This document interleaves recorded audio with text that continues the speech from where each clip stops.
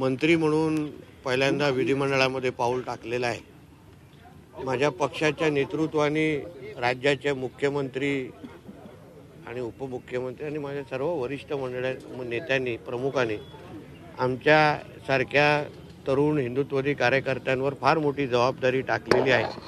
महाराष्ट्र, कोकण, हिंदू समाज या सगळ्यांना पुढे घेऊन जाण्यासाठी, ताकद देण्यासाठी, संरक्षण करण्यासाठी मी जास्तीत जास्त माझ्या पदाच्या माध्यमातून प्रयत्न करीन। माझ्या खांद्यावर टाकलेली जबाबदारी ही 100% कशी प्रामाणिक पद्धतीने पार पाडता येईल या दृष्टिकोनातून माझी पावलं टाकेल। विरोधक आता 10 वाजता ईव्हीएम विरोधात आंदोलन करताना पाहायला मिळणार आहेत। सरकार म्हणून त्यांना कशा प्रकारे उत्तर दिलं जाईल? शेवटी हेच आंदोलन अगर लोकसभेच्या नंतर केलं असतं तर लोकांना त्याच्यावर विश्वास पण बसला असता। वायनाडच्या कुठल्या तरी पायऱ्या शोधल्या आणि तिथे बसले आणि तिथे ईव्हीएम बद्दल बोंबलले तर लोकांनी विश्वास ठेवला असता। आता लोकांनाही माहिती आहे की हे हिंदू द्वेषाचं राजकारण आहे। जेव्हा वोट जिहाद झाला तेव्हा हे लोकांना काहीच वाटलं नाही, काहीच दिसलं नाही, तेव्हा हिरवा गुलाल उडवायचे।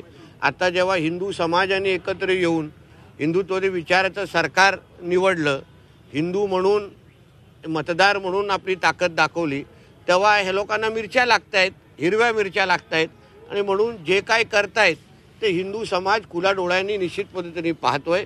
म्हणून ह्या ईव्हीएमच्या ह्या आंदोलनाला काही अर्थ नाही, काही महत्त्व नाही। तुम्ही एक ट्विट जे आहे ते काल केलं होतं उद्धव ठाकरेंना उद्देशून असं म्हटलं, निलेश राणेजींनी केलेलं। कृपया आपला अभ्यास चांगला करा, आम्ही पण करतो, तुम्ही पण करा।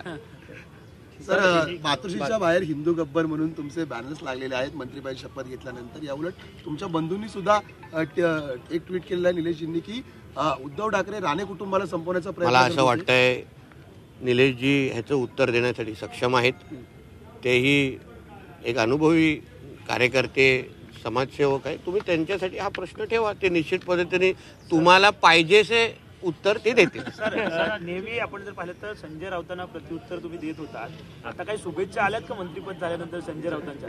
एवढी आता महाराष्ट्रातून सगळूनच शुभेच्छा येत आहेत आणि ते एवढ्या म्हणजे त्यांचं एवढं मन मोठं नाही ना, त्याच्या मालकाचं आहे ना त्याचं आहे की बाबा महाराष्ट्रासाठी काम करणाऱ्या लोकांसाठी किंवा मंत्रिमंडळाला त्यांनी शुभेच्छा द्याव्या एवढे मोठ्या मनाचे ते नाही आहेत। आम्ही त्यांना 39 वर्ष ओळखतो, म्हणून अशा लोकांकडून आम्हाला शुभेच्छा नकोच आहेत। त्यांनी फक्त महाराष्ट्रामध्ये यापुढे नीट वागावं, व्यवस्थित तोंड उघडावं। सगळ्या गोष्टीवर आमचं फार बारकाईने लक्ष आहे। सरकार आमचं आहे। सरकारमध्ये असताना अगर महाराष्ट्राकडे कोणी वाकड्या नजरेने पाहिलं तर प्रहार करण्यासाठी आम्ही तयार आहोत।